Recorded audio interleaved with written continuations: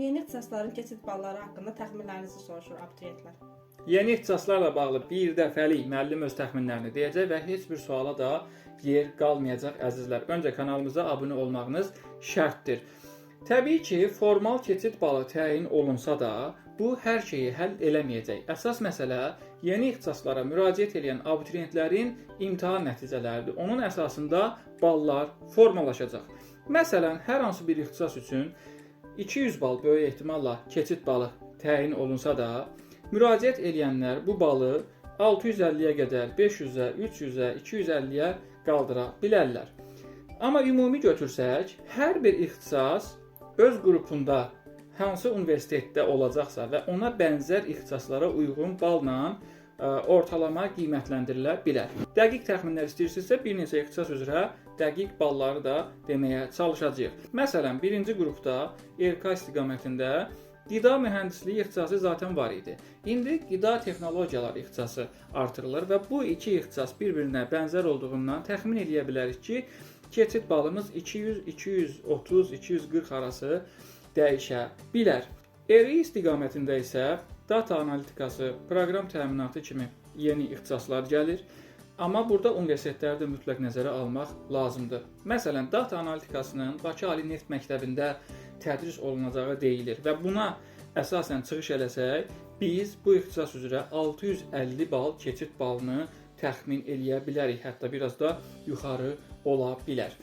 Amma digər universitetlərdə də olsa, yəni bu ixtisaslar onsuz da neçə illərdir bizim də tələbələri yönləndirməyə çalışdığımız kompüter və informasiya yönümlü ixtisaslar olduğuna görə 400-dən yuxarı olacağını təxmin eləyə bilərik. Bir şey də deyim ki, yeni artırılmış ixtisaslar artıq illərdir bizim tələbələrə tövsiyə elədiyimiz istiqamətlərdə olub.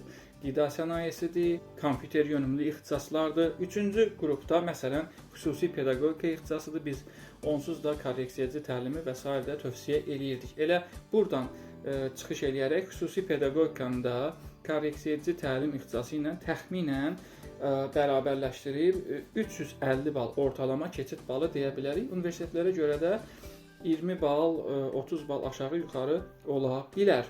Kommunikasiya və rəqəmsal media ixtisasını təbii ki, jurnalistika ilə yaxın götürmək olar, amma biraz daha cəzbedici olduğuna görə, xüsusən rəqəmsal media və müasir ixtisas olduğuna görə düşünürük ki, yeganə olaraq bu ixtisas biraz jurnalistikadan, yəni bənzər ixtisasından nisbətən yüksək bal keçid balına çata bilər. Dördüncü qrupda isə qidalama və diyetologiya ixtisası var. Bu ixtisas yəqin ki, çox ciddi marağa səbəb olacaq. Bu ixtisas haqqında təxmin etmək olar ki, tibb yönümlü ixtisaslarda əczaçılıq və tibb bacısı işi ixtisaslarından daha çox keçid balına çata bilər əzizlər. Bu da təxminən 550 bal demək olur. Əlbəttə bunlar təxminlərdir, amma həmişəki kimi çalışmışıq təxminlərimizi əsaslandıraq. Hansı ixtisaslar və hansı universitetlər haqqında məlumat almaq istədiyinizi rəylərdə yazın. İxtisas seçimi qeydiyyatımız isə davam eləyir. Hər bir kəs öz ixtisas seçimini peşəkara həvalə eləsin.